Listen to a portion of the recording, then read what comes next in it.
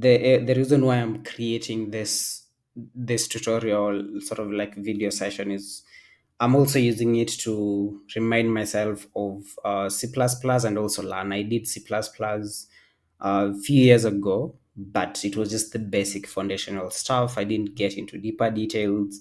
Now I want to get back into C++ after having done some of like Python, JavaScript, and all these web development languages that we use and frameworks. But now I just want to get into writing C++ and building games and trying to see how much more things that I can build with it.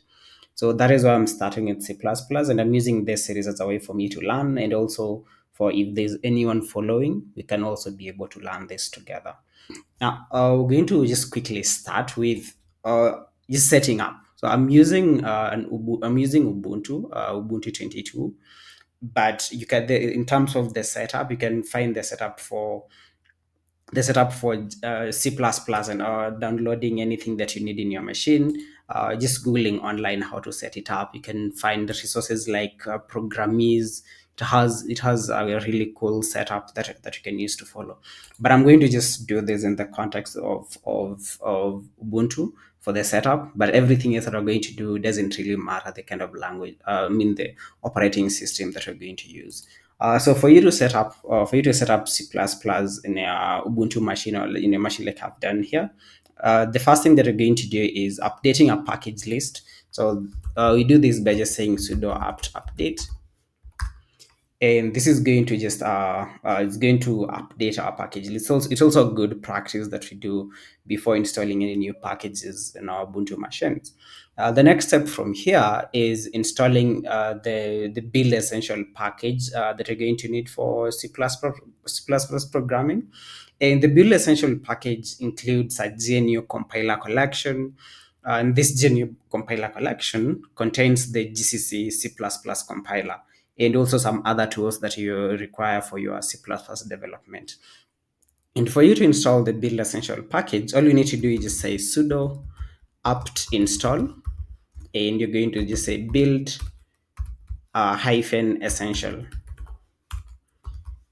And once you do this, it's going to install this. So as you can see, for me, I already have this requirement in my machine. So it hasn't gone through the entire installation process, but it's available for my machine.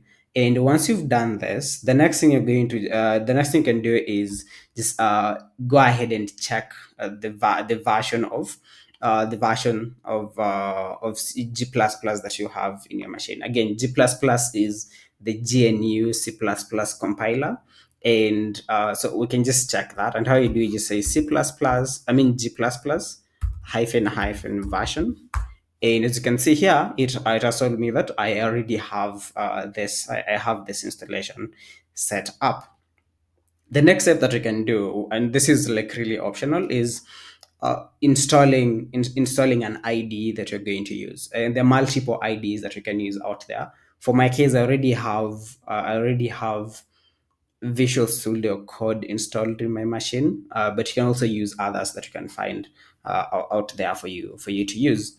And after doing that, there's also some other additional tooling that you're going to need for your programming here. And again, some of these things already come with after doing the installation of the build essential package. But the first other tool that you're going to need is CMake. So CMake in itself is a build system generator that helps in managing the build process in an operating system and in a compiler independent manner. So, and how you install that, you just say sudo apt install CMake. And once you do that, it already installs. Again, I already have this requirement fulfilled in my machine, but you can also do this.